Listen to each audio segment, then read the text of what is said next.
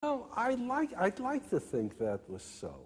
I'd like to think that people who are given a chance at learning facts, at broadening their knowledge of the universe, wouldn't seek so avidly after mysticism.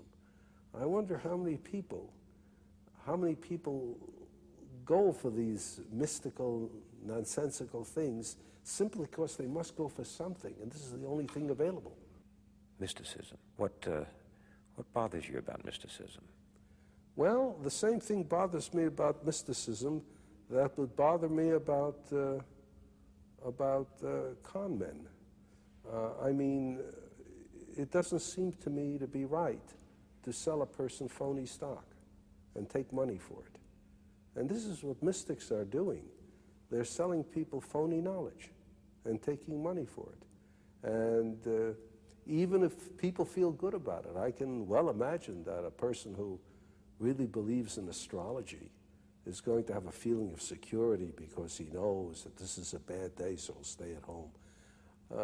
But nevertheless, a guy who's got phony stock may look at it and it's nice and shiny and scrolls and all gold lettering and stuff, and as long as he doesn't have to do anything with it, he feels real rich looking at it. But that's no excuse. He still has phony stock. And the person who buys mysticism still has phony knowledge. And it bothers me. What's the real knowledge? Well, we can't be absolutely certain. Science doesn't purvey absolute truth. Science is a mechanism. It's a way of trying to improve your knowledge of nature. It's a system for testing your thoughts against the universe and seeing whether they match. And this works not just for the ordinary aspects of science, but for all of life.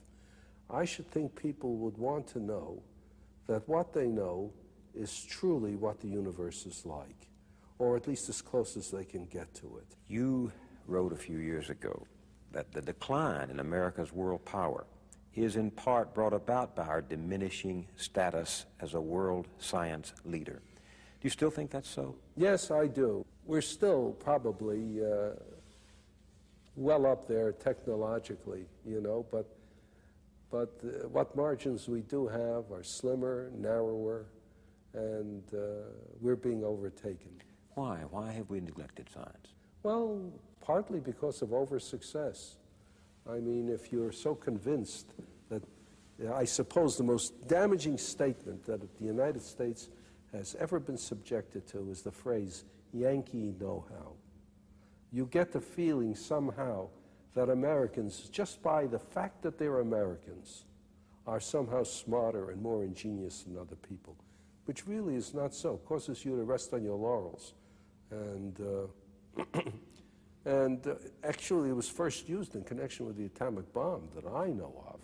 The atomic bomb was invented and brought to fruition by a bunch of European refugees. You can go down the list of names. That's the Yankee know-how. But also, there's this feeling that somehow, because we have what we consider a decent economic system, freedom, free enterprise, all that, which I'm all in favor of, that alone will do it for us. And I admit that helps out in some ways, but not if we're lazy about it. It's not going to do it for us if we don't do anything, you see. And yet there's always been a bias in this society against science. Well, it's against intellectuality. I mean, when nominee Bush can castigate Dukakis for going to Harvard, whereas he went to a proletarian school like Yale, you know there's something wrong. I mean, there you're actually trying to run a person down for belonging to what people see as an elite school, that there's something vicious about going to an elite school. What did you mean when you said once that we have to stop living by the code of the past? Only because times change. In the old days, we didn't worry about the future, and now we must. We have to worry about the future all the time. Things are changing so fast. You and I may not be around when it arrives. Well, I imagine our children will be. our grandchildren, and besides, the human race will be. And, well, let me try to make it, I don't want to sound like a foolish idealist. I don't want to make it sound as though I just love humanity. But look, my books are going to survive me. I want to have people alive to read them. Right. Is it possible that you suffer from an excessive trust in rationality? Well, I can't answer that very easily. Perhaps I do, you know. But I can't think of anything else to trust in. It's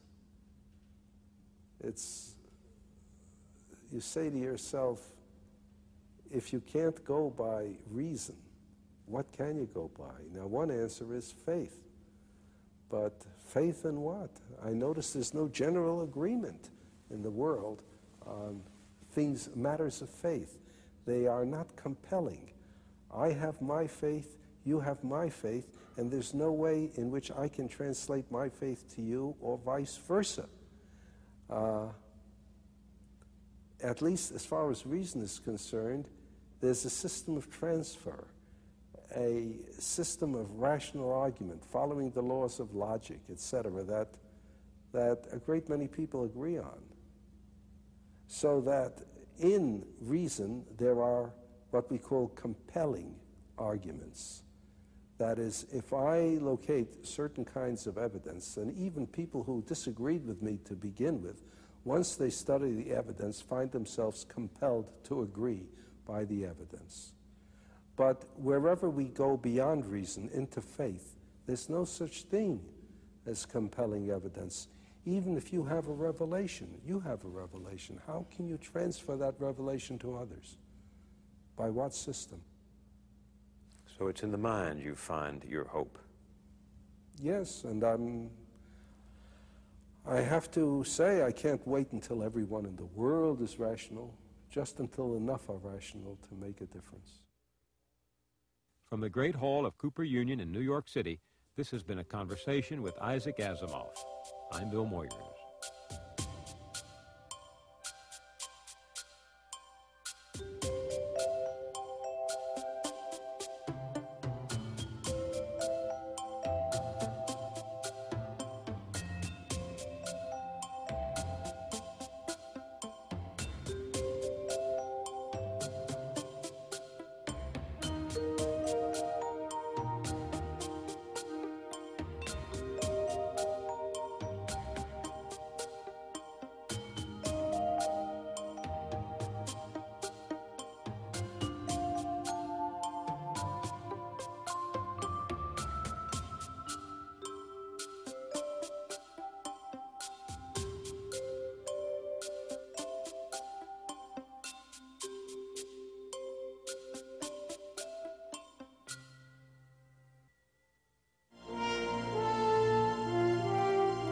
This program was made possible by a grant from the John D. and Catherine T. MacArthur Foundation.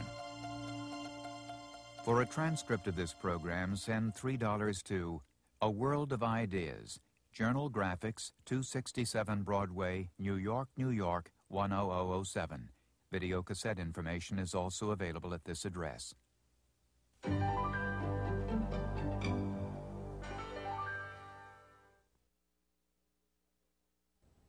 I'm Bill Moyers. It may be a cliche, but we use it all the time. I learned it at my mother's knee. Join me with the noted child psychologist Barry Brazelton as we discuss what babies learn from their parents and vice versa. Next time on A World of Ideas.